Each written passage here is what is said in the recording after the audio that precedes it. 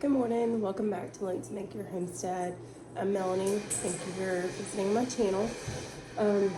If you watched yesterday's video, you know putting up all of our Christmas stuff.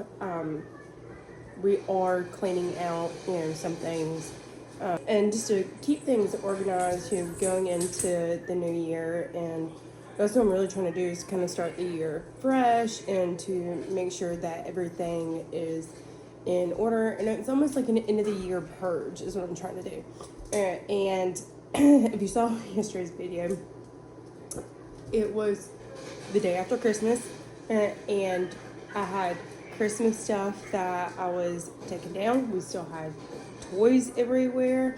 I was doing laundry. I was pressure canning. Got some tallow going. So I have like a bunch of stuff going on at one time.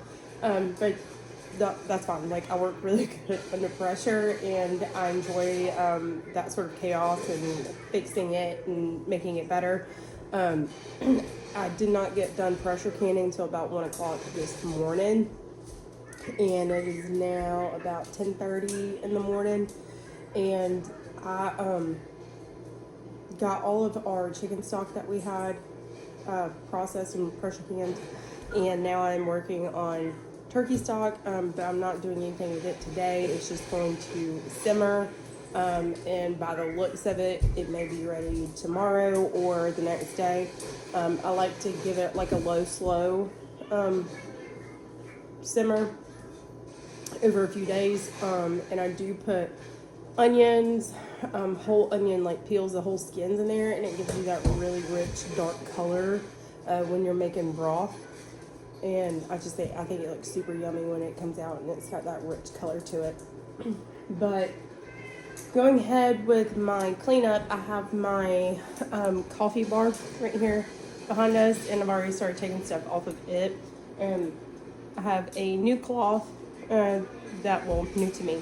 My mother-in-law, whenever she gave me this piece of furniture, she gave me a few options, and I have the linens that were on top. I have that in the wash, and I think this is a really fun pattern here, so I'm gonna lay it out and just cleaning everything off and making sure everything's good to go. Like I said, starting fresh in the new year with everything clean and feeling good. And also, for whatever reason, in my entire 33 years of life, I still cannot make a cup of coffee without spilling coffee somewhere. So this is definitely something that needs to be handled today.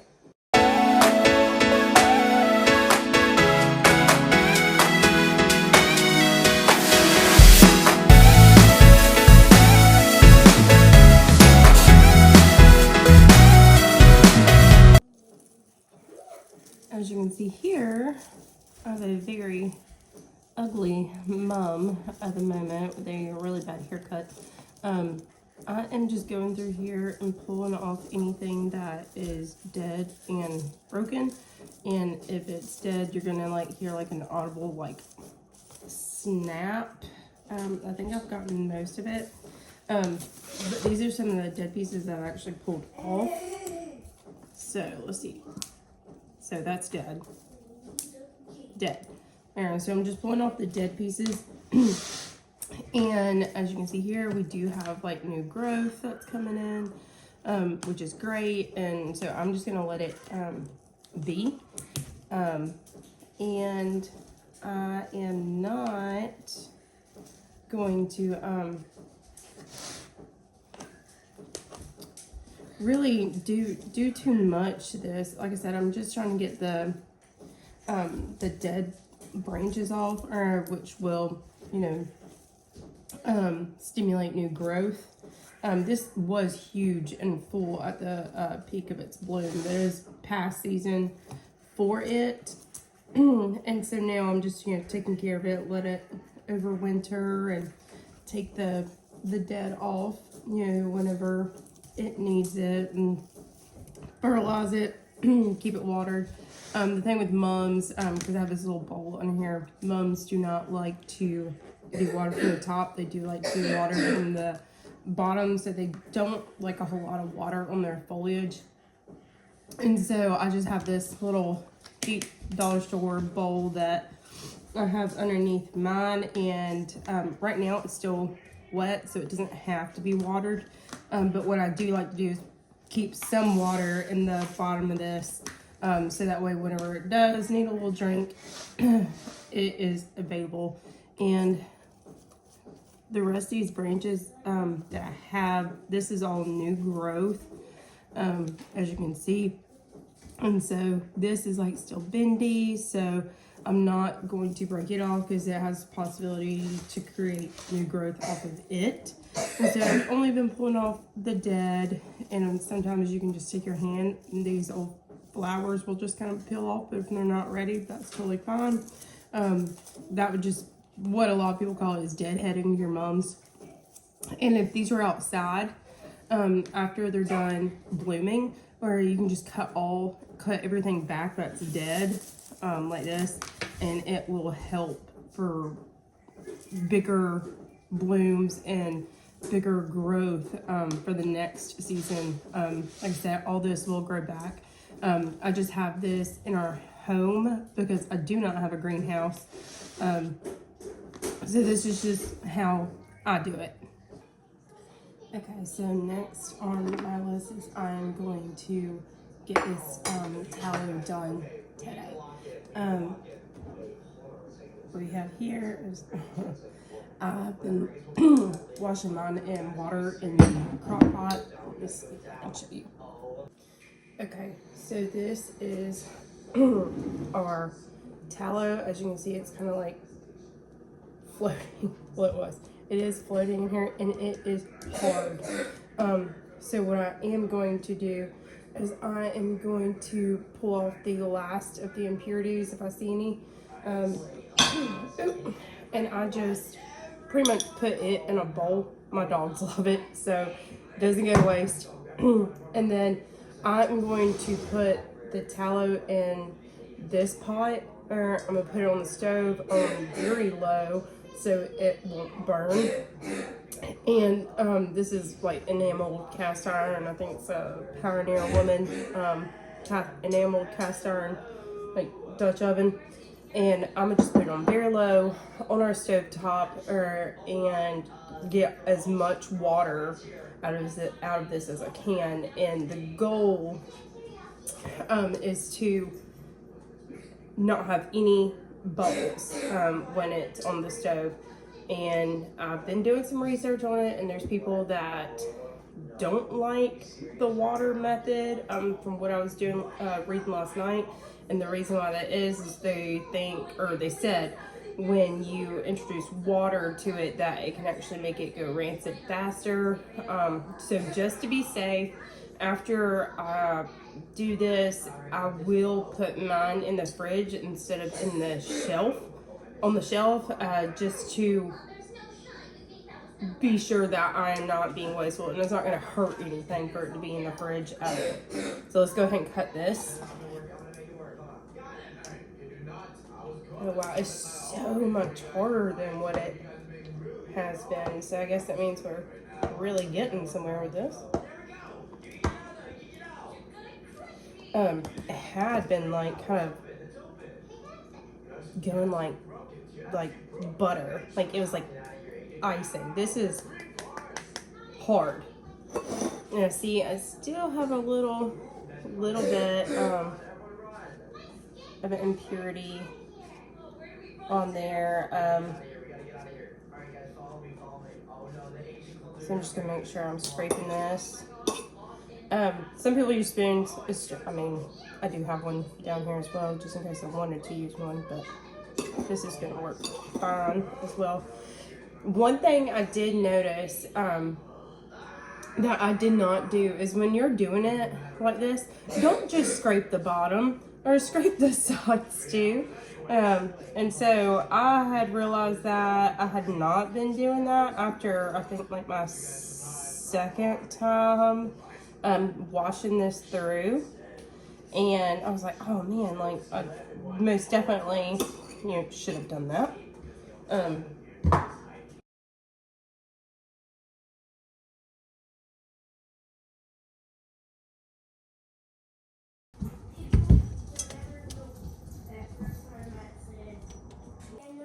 So I pretty much decided after looking at that I am going to clean this again. I'm not going to add water to it. I'm just going to see how it does, trying to get the water out of it and then letting it cool and sit, and then flipping it over and see if there's anything on the bottom, because impurities, and if there is any excess water, should still... I don't like this. You don't like grilled cheese anymore? I don't like it anymore. Okay. I'll eat it. It's fun. Any excess water and the impurities should still fall to the bottom. Sorry, these kids are cracking me up today. Woo wee. Should still fall to the bottom, just from the...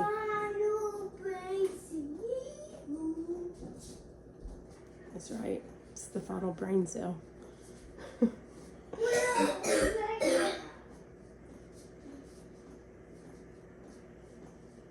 You know, I don't even think I'm going to cut that from the video, because... Can you tighten this for me? You're a character today. I put that on low, and I just have to be patient. And I'm not always the patient person. So this will be fun, to just kind of wait out and see.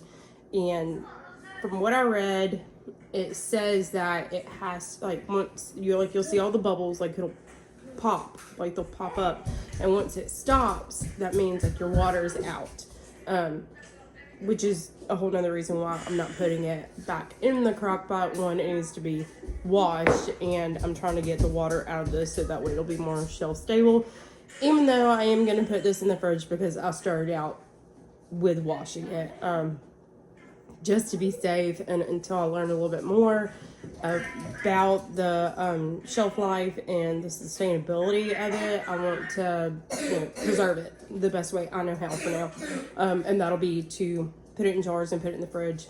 From what I read, you don't have to water bath it, you don't have to pressure can it, you get the water out of your fat to make your tallow, and you rendering it, and then you put it in a mason jar and you seal it. In between this, we still have the chicken broth that I pressure canned last night, and let me show you some of these lids. It's the weirdest thing. What on earth? This rippling. It's like it bowed. Like, I am so confused. Like, I've never ever seen this, and it's not like I've been canning for 20 years or anything like that. I've been canning for a few years, but I have never seen this rippling. And these are the Anchor something lids from, and my husband, I think, got them from Tractor Supply for me, and I have never used them before. So this is pretty interesting, and I've never had this happen to me before, and I don't know if it's because I don't know if I did something wrong or if this is a brand thing, and I'm hoping it's not a brand thing. Like, obviously, there's the ball jars, and I have not, but I need to look into 4 jars. I haven't used any of their stuff yet, but I have looked at it online, and I mean, I'm not opposed to just sticking with the ball jars, but I mean, it's nice that if I go to another store, like, to have another option. But I mean, this one did fine, but these 3 out of the 4 that use those lids are deformed. So I'm not sure if I'm going to trust this. Even if it does say it's sealed, I may just go ahead and put these in the fridge and use them soon. Fun fact, I'm pretty sure that the rippling in the lids is my fault, because even these ball canning ones, I can't get the ring off. So I'm wondering, did I put them on too tight? And that caused the rippling in those, and that's the reason why I can't get the other ones off. Or can I not get anything off because I have residual tallow on my hands? Oh, I don't know. Luckily my husband will be home tonight, and he'll see if he can get these rings off. If not, like, maybe again I'll try a little bit after I soak my hands in Dawn after messing with all this tallow. Got a nice little package over here for my mom, for some of the chicken broth, turkey broth, and beef broth that I have pressure canned. And my grandmother probably has like 3 people's, or she had 3 people's worth of a lifetime supply of mason jars. So I'm going to go to my mom's and do a swap out. I'm going to give her some of this stuff, and she's going to give me some fresh jars. So that's a win-win, in my opinion. So it gives her a little bit of something, and I don't have to go buy jars because she has all of my grandmother's old mason jars, plus what she has accumulated over her years of canning. And I really am running out of places to put my cans after I have pressure canned. And I also need a really good storage solution for my mason jars. So if you have one, let me know. And especially if you're living in like a mobile home and you have found a solution for your jars that have been canned, as well as your jars in waiting. So yeah, let me know. These have a really good seal on them. Even though the wood's got a little bit wonky.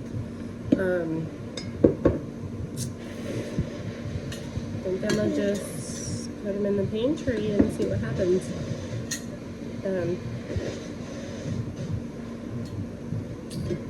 I have gotten every lid off or every ring off except for one that my husband, I'm going to ask him to open. But other than that, like, I'm gonna call my chicken broth a success.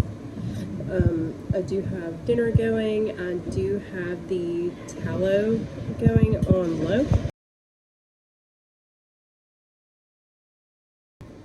Tonight for dinner, I made the hamburger steaks with the beef broth that I had pressure canned some of it, and onion gravy. So good. I still have the tallow on low, and I'm just gonna wait to see what it looks like in the morning. I'm really trying to get some of these bubbles out, which means I'm getting that water evaporation, get rid of the water that is in the tallow, and kind of go from there. But it says to do it on low, and it's not really doing anything. I've turned it up just a smidge, because I don't want to burn it. We'll just kind of see, and I will check back with you guys hopefully tomorrow on what our tallow is doing, and maybe finally, after 3-4 days of this that I've been working on, I know y'all haven't seen it all, but I've been working on about 3-4 days, maybe tomorrow that we can finally get it done and over with, at least this part, and then we can enjoy watching me cook with it. Maybe. Y'all have a wonderful day. Happy homesteading.